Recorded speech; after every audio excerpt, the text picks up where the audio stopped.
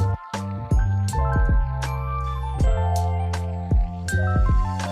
hello. I'm Kat, And I'm Kaelin. and this is No Baddies Left Behind. period. Hopefully, one day when we're together, we can say that together. Yeah. We can Hopefully instead of one day alternating it. soon. I know. No, Yeah. it'll be soon. We're gonna put that into existence. It'll be soon. But today, Kaylin and I are gonna be talking about. I don't know how I wanted to word it, but does being emotional make you vulnerable? That kind of rhymed a little bit. Mm-hmm. For some reason, I was like, emotionable, make you vulnerable. But, or I forgot what else I told you. Or Is it bad? Is it bad to be emotional? What do you think? Oh, wait. We forgot. Pit and peak. Oh yeah. We got to make that. We got to get that. I'll be forgetting. What's your peak or what you want to start with? Peak or pit? We could do peak. I have a Okay. job interview tomorrow, so fingers crossed that it goes well, and I Fingers can go crossed. from 3 jobs to 1 instead. Period. Yeah. Is it a full-time position? Mm-hmm. For now, Okay, until I start period. school. Okay. What about you? What's your peak? I got contacts. So Really? that's why I'm like, I'm not wearing my. You know, a lot of people don't realize I'm not wearing glasses. I think I take them off pretty frequently, so I don't think it's like surprising. But I've been wearing my glasses straight for 3-4 months, and so I went in, and it's my same doctor that I've been going to since I was 14, and I told him, I was like, oh my gosh, like this is gonna be our 10th year. And he was like, oh my God, really? That's crazy. And I was like, oh, and I saw like his gray hairs and I was like, oh, doctor. Made me sad, but I finally got, and I'm wearing dailies. Do you wear contacts? Mm-mm. How has it been putting? Did you have a problem with like having to put them in? No, girl. My problem was taking them out because I would always keep Oh. them in. I'm a victim to that. I'm definitely really bad about it, which I know contact wearers would be like, are you not scared? But no, I was really bad. I remember in high school I used to keep them in for like 2 days, which is really bad. But I'm really good with it. It doesn't scare me to like touch my eye. It doesn't. So I know some people they struggle to keep it in or like to touch their eye, but I think it's definitely time because I'm wearing falsies today. If you're watching the video version, I did the whole shebang bong, and that's my peak. Just getting contacts. I feel like the contacts help you feel a little bit more like yourself too. And I've been telling you this for how long? I just don't feel like a baddie without contacts. Which I know I'm not saying you're not a baddie with glasses on or without contacts. Just like when we were taking pictures and stuff, or whenever we do content stuff for our social media, I don't feel like a baddie with glare in my eyes. Even with like the light, even before you were like, you should tilt your light down because I can see the glare in your glasses. And I was like, oh my God, hold on. And you know what I mean? Just catering to that was really annoying. But I'm glad I can finally be back on the contact grind, and it's daily, so I can just throw these motherfuckers out once I'm done with them. That's good. I will say I'm going to miss your glasses. Kat is not like the biggest fan of it, but I love her funky glasses frames. She used to, when she was like getting really into it, she would FaceTime me and give me hauls of all the like new frames that she had gotten, and I was here for the funky frames. I even like went out and got a whole bunch of different sunglasses with like the funky frames because I was totally vibing with it. Yes, I will miss it, but I wish I had those near me. Oh, the funky that you frame bought us? ones? Yeah. Oh, yeah. Those sit on my desk. Because I'm like, I don't know when I'd wear it, so I just stare at it. I got funky framed sunglasses for Kat for Christmas. Yes. I put them into her little I'm bag. I feel like you got me another pair. No, I think I'm just thinking about your Valentine's Day glasses. Oh, yeah. I live for the funky glasses trend. Yeah. Kaelin wears them in the club. I do. She wears them in the club. No shame to her game. She wears them in the club. I do. But I think that's because like our thing with all of us. I want to be nosy about what other people are doing, and when you wear glasses, no one can tell that you're looking at them. And no, so and it also is bright sometimes with the lights in there. Mm-hmm. Not a vibe, but yes, I love that for you. And I do need to upload. I found a video of us, like me, you, and Arlene, when I was wearing those one glasses that I was so insecure about that I bought. And we went to that really fun bar in LA where it was like Hispanic, Latino music, but it was like alternative. Yes, yeah. And there was a video of us, and I was like, I'm giving like I'm 60, but I'm still having fun with my life. Like, that's literally what those glasses look like. I'll upload that video on our Instagram. But yes, I love those What's glasses. Your pits? Oh, thank you. My pits. I don't know if I have one this week, honestly. I've just been living. It's gonna take like months for my passport to come in, so nothing for the trip can be booked until it comes. Trip? I think we're going to Canada. Oh, is this your first time getting a passport, Queen? Or are you renewing it? No, so I had a passport when I was like, I think 8 or 9. But when that one expired, I never renewed it. And so now if your last passport, you had it before the age of 16, you have to apply for a new one. And so because I didn't renew it after, those 10 years, I had to apply for a brand new one.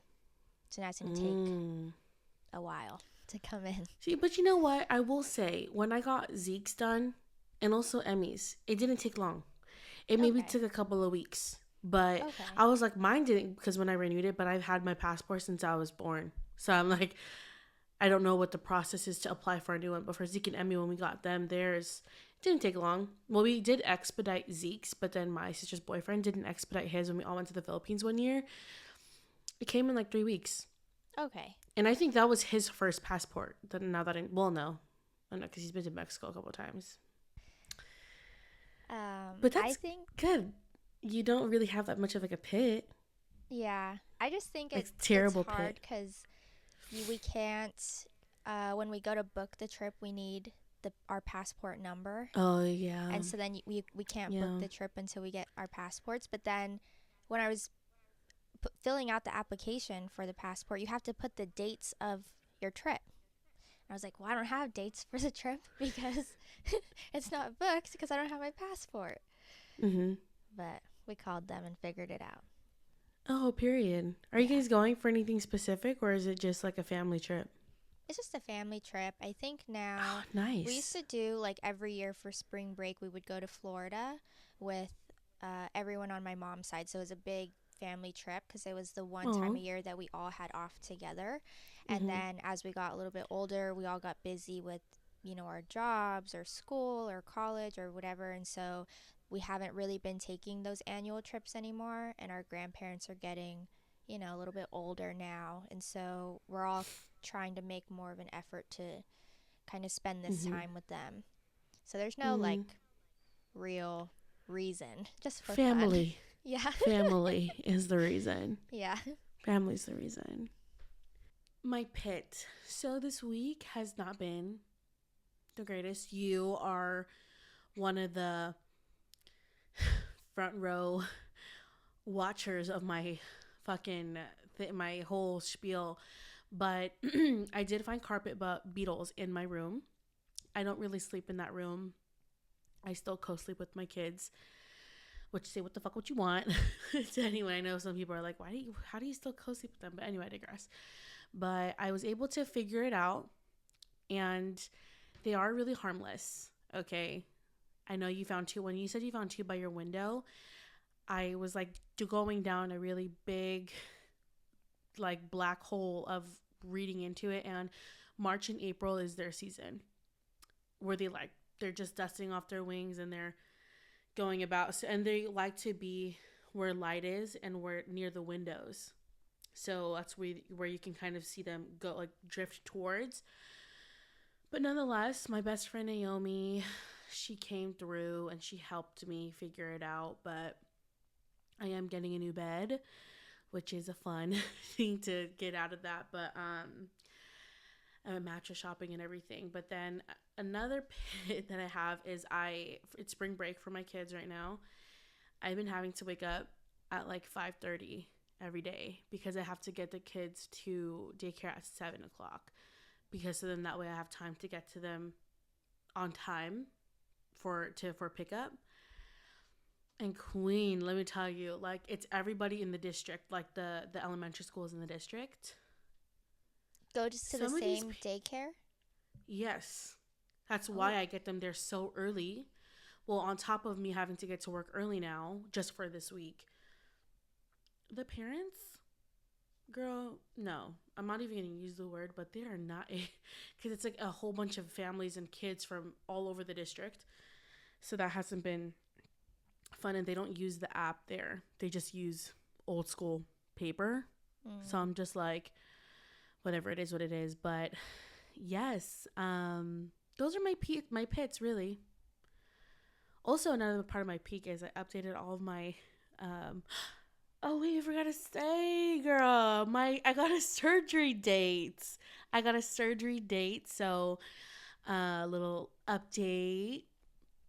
Me and Kaelin are gonna figure it out, like the posting and stuff like that. But yeah, one of my peaks. Have you talked about your surgery on here before? No, I'm gonna keep that for when it happens and like do a whole like thing for it. Okay. So excited. It's not life-threatening, so don't worry. No. Yeah. But yes, I am a little nervous to go through it. But I'm getting weight loss surgery. So let's. But I'm gonna do a whole thing about talking about it because I've been looking for stuff, like information about it, and I can't find shit anywhere. So I'm like, you know what? Might as well document it and provide that information as the guinea pig, bitch. But yes, that's that. That's the pit and the peak. So. Getting right in, I'm really passionate about this topic, Queen, if I'm being honest. I've talked about this with you a lot, and I am very emotional. I am an extremely emotional person, and it's very transparent. Like, if I'm upset, you're going to know I'm upset. If I'm mad, you're going to know I'm mad. Like, I cannot mask this face, how some people are so good with poker faces. Not me. Not me. Are you emotional? I think more internally. I don't think Really? I'm very like, yeah. I think it's more so like things will happen in the moment, and then later on, is kind of when I go through all the emotions and deal with it. But I think that comes along with like the compartmentalization, of how I just cope with things. And so I think for me, I think I'm emotional, but I just don't show it. Or I'm not very outward about it, and I don't like often discuss it unless it's like with you or with Cam. Mm-hmm. I think that's about it, just you and Cam, really.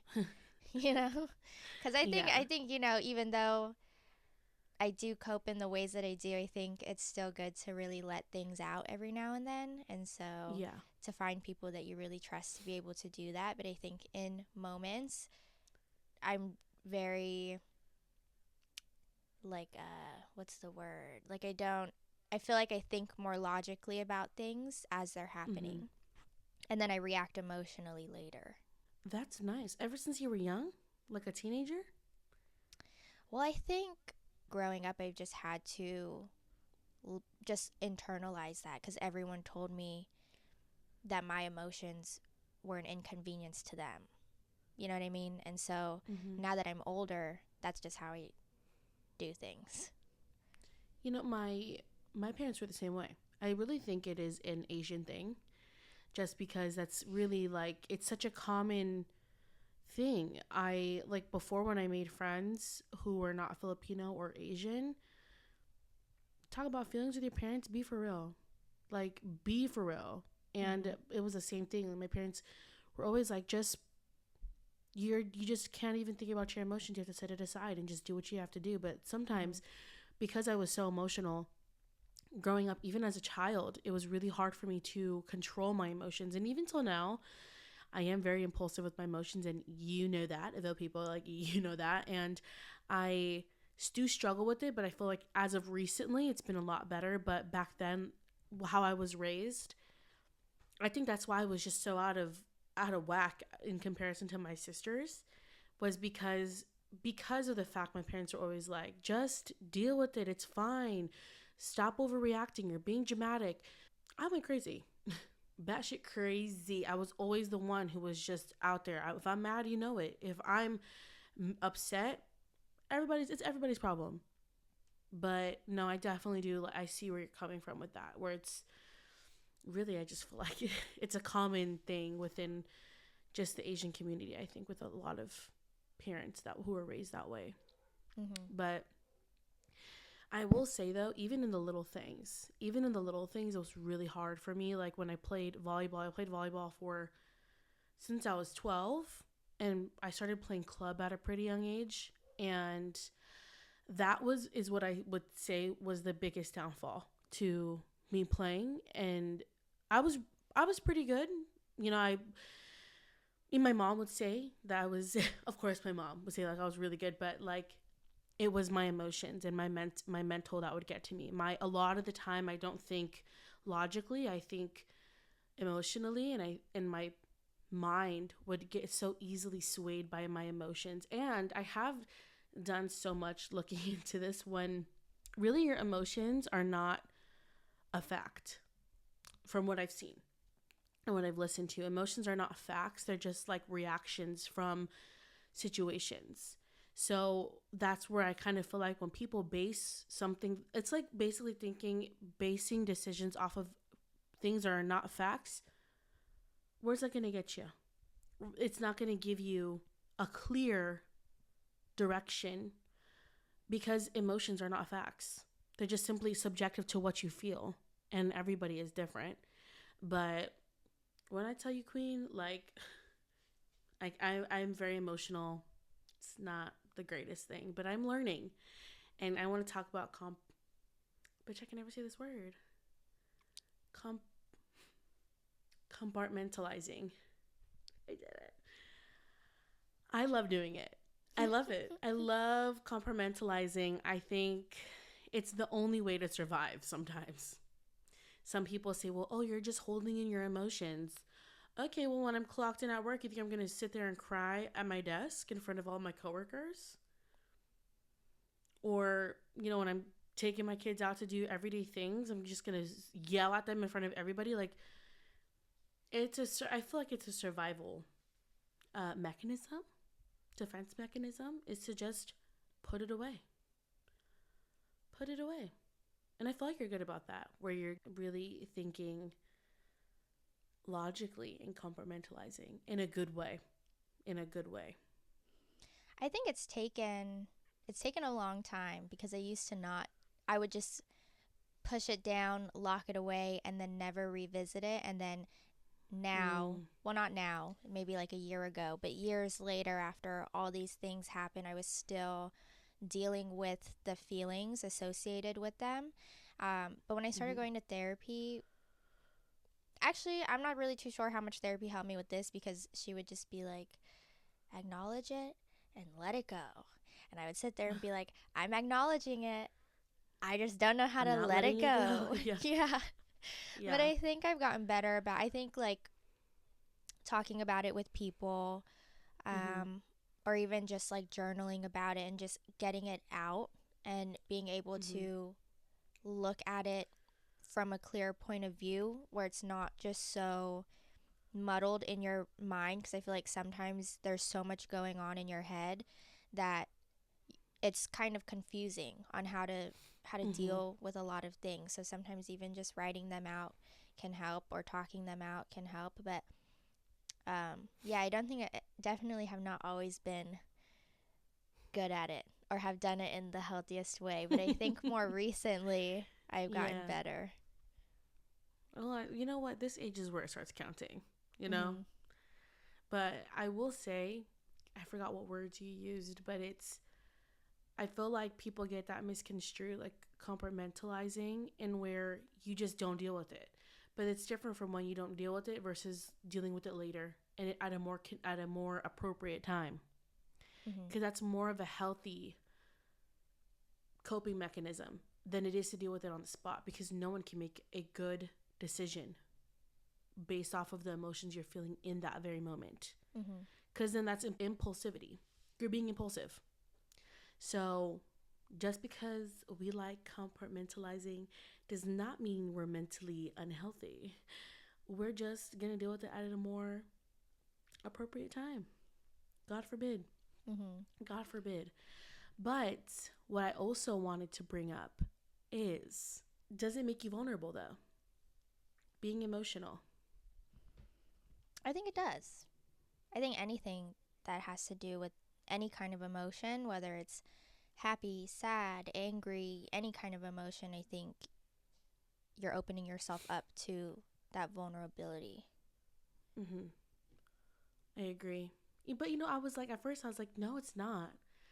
It doesn't make you vulnerable. But I will say, because I've been so emotionally unstable for a pretty big majority of my life, but I do kind of feel like, and I was also a really big oversharer with people that just did not deserve to know.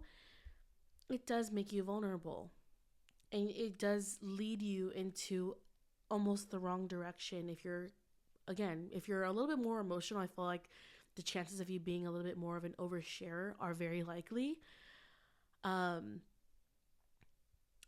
That puts you up for people to judge you, people to categorize you. But also, we talked about this yesterday. I feel like it's okay to be emotional and to be in tune with your emotions, because sometimes that's just who we are. And it's okay. Don't dim your light just because others don't know how to deal with it. But it's just the act of being appropriate with how you deal with your emotions, because it does make you vulnerable. And again, it leads you into being impulsive and not making the right decisions. And even till now, I will totally admit and be straight up and take accountability for the fact that to this day, I am still making up for things that, like the impulsive decisions that I made in the past when I was younger, or, like with family. Because sometimes the actions that you make based off of emotions it's not going to be justifiable to everybody. And I feel like to this day, because I am so emotional, I'm still dealing with a lot of how to cope and how to move forward with the decisions that I've made when I was younger. Or not even younger, bitch, when I was just a couple years ago, 2-3 years ago. And it puts you in just better, though. Oh, thank you. I'm like, oh, thank you. But I will say, I'm like, it has dimmed me a little bit, I will say, like, because I just don't share as much anymore. And I think that really when I lost my mom, I really started to compartmentalize. Like, I don't really like to talk about my emotions unless I feel safe with somebody. And which I think it is not terrible, but it's just that I'm way more selective with who gets to know what. Because really also too, like, your emotions are it's a sacred thing. Not everyone needs to know all the layers beneath you. Some people can take you at face value, and that's okay. But yeah, not everyone deserves it. It's a sacred thing for you to show your emotions to people that deserve it. So not everyone deserves that. Not everyone. Your life is not a free show. I don't know. And I learned to appreciate being more private, especially us not having social media. Oh yeah. I don't know. I like this life. Yeah. It's being private quieter. It's a quieter so life. Much more quiet. Yeah. I don't know. But I'm a huge fan. I agree. I think, it's a privilege to privilege. That's the word I was looking for. It's the privilege. Yeah, it's a privilege to share your emotions with somebody. But I also think that not oversharing is just a boundary that you've set up with yourself. You know what I mean? Like picking and choosing who you share those emotions with because you want to make sure that you trust them enough for you to be vulnerable with them and to not feel judged or criticized for it. I feel like that's a big boundary that you set up for yourself. And it goes back to, I feel like we talked about this in a couple episodes ago, where if you can't respect your own boundaries, how do you expect anybody else to respect them? So I feel like, oversharing and learning to not overshare as much, or reaching a place to where you don't overshare as much, is just you realizing where your boundaries are and respecting them. I liked that. It's true. And you know what? Coming from an oversharer herself, trust me, it is so hard it's so hard to stop that, to keep that boundary up and listen to that, to not overshare, because you're just so, I'm feeling so emotional. I'm so sad. I'm so happy. I need to tell somebody. No. And honestly, oversharing should be a disease, bitch. Like, it's really hard to control sometimes. But, and also, imagine you telling somebody exactly how you feel and being vulnerable with them. And I'm sure you've dealt with this too, where it could have been like our shitty ex-boyfriends or whatever, where we voice this like our feelings and being vulnerable, and then it comes to smack us back in the face right after that. So sometimes, and you feel it in yourself when you know that it's not the appropriate thing to do. At least I hope you do. But what if you don't get the response that you wanted out of the person that you were trying to just share all of your emotions to? Then you just end up feeling shitty. Yeah. I think also too, there's a big difference between oversharing, because that's just how you cope with your emotions, and oversharing because you've been through something traumatic.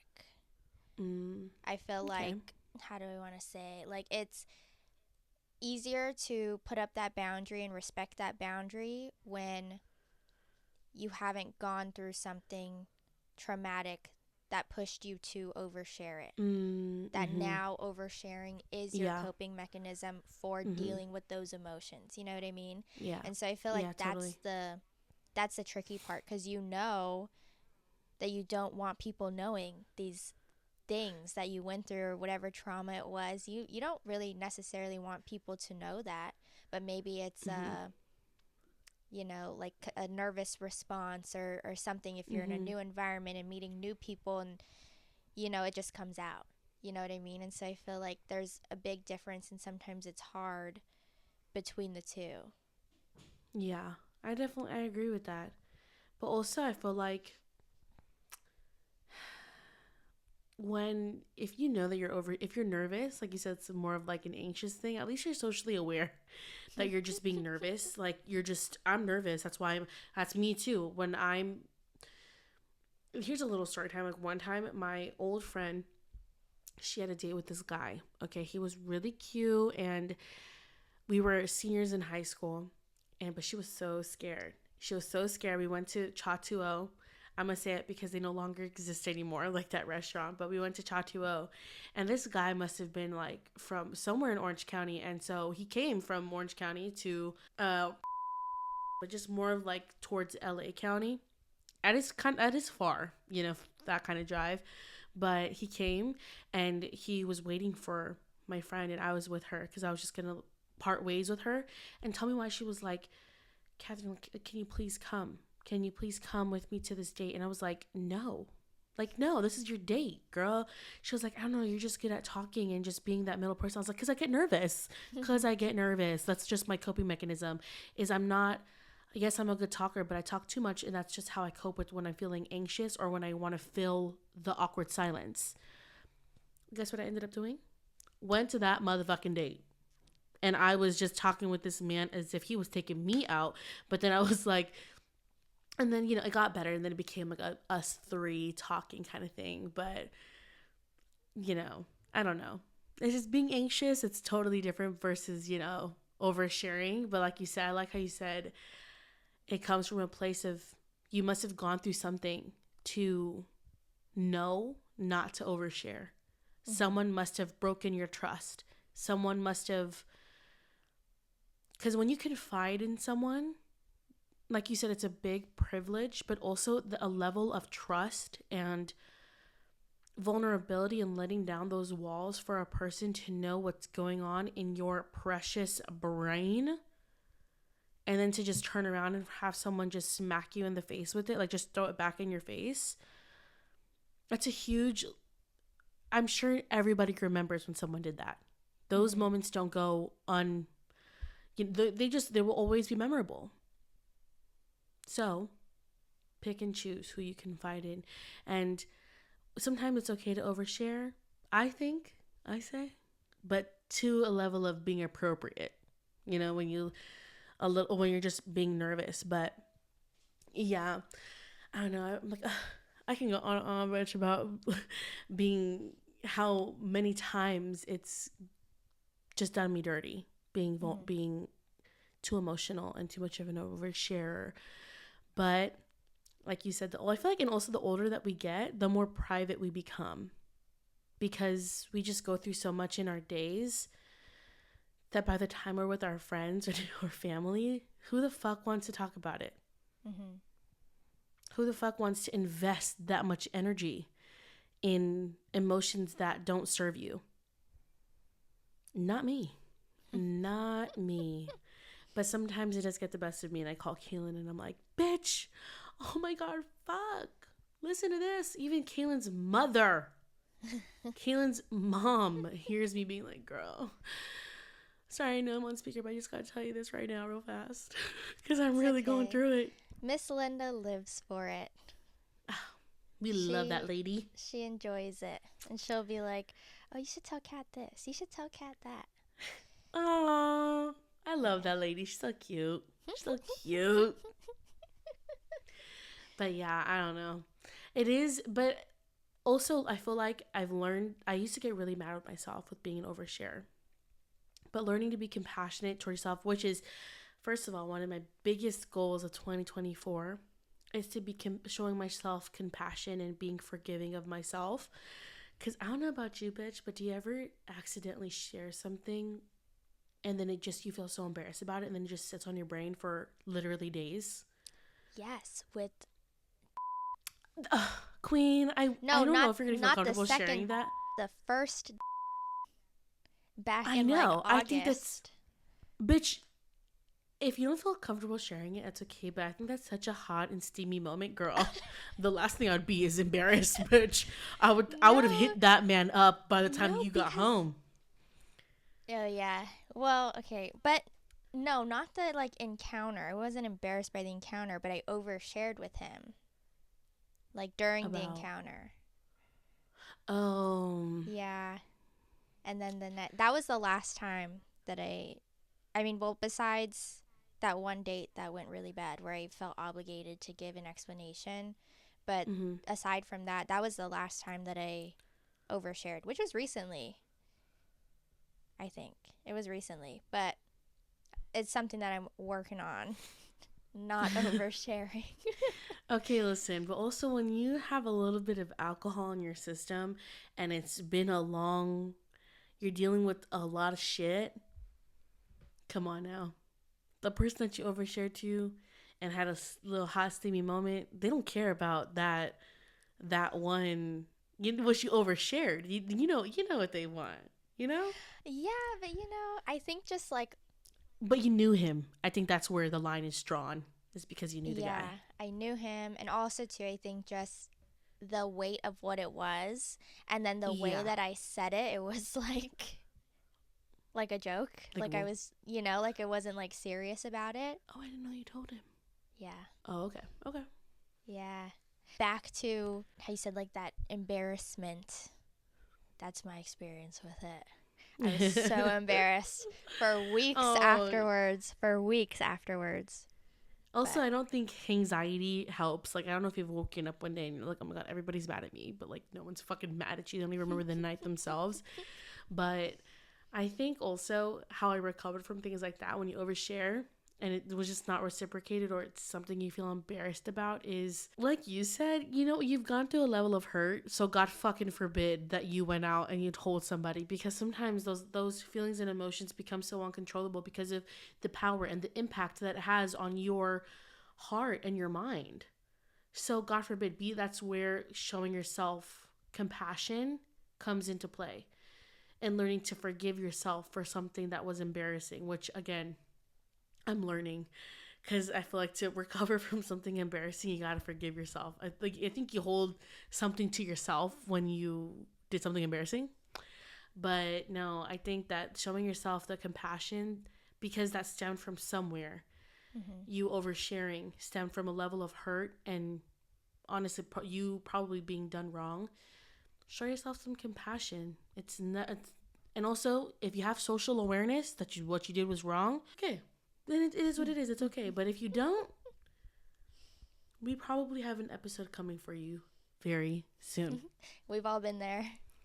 We've all gone through it. We all have at least one level of maturity story. Yeah. Yeah. We've all matured. It's okay. We've all matured. We've been there. We've done that, you know? Yeah. But anyways, that's all that we have for this episode of Is Being Emotional Being Vulnerable? Is being emotional bad? Sorry. Is being too emotional bad? Is being too emotional bad? Well, I hope that also, I feel like I've been forgetting to say this too for our episodes, that I hope that you found meaning out of this episode if you've listened. And this is a little bit of a shorter episode for Kaelin and I, which I think hopefully listen all the way through, because this is a commute, okay? So there's no excuse why you didn't listen all the way through. I feel like it's hard for us sometimes. Like, this is a win for us because I feel like when we have conversations, we could talk for hours and time just 3 hour FaceTime calls. Yeah. 3 hour FaceTime calls. Yeah. Girl. But here we are. We did it, queen. I wish we had the sounds, but whatever. But anywho, also we uploaded, if you have not listened, it's up now. It's streaming now. Our bonus episode where we talk about Quiet on Set, which is a little bit more of a serious episode. So I hope you did listen, because something like that needs to be listened and heard. Okay, but yes. What are our socials, queen? We have Instagram, TikTok, YouTube. All No Baddies Left Behind. Our username. Spotify, Apple Podcasts. Oh, yeah. Spotify, Apple Podcasts. We really be forgetting how many platforms this is on. Yeah. If I'm being honest. There's a lot. You gotta stop and think. But yes. So we're excited for the next episode. I hope that you listen next week and to this episode. But yes, thank you, baddies. And we'll talk to you next week.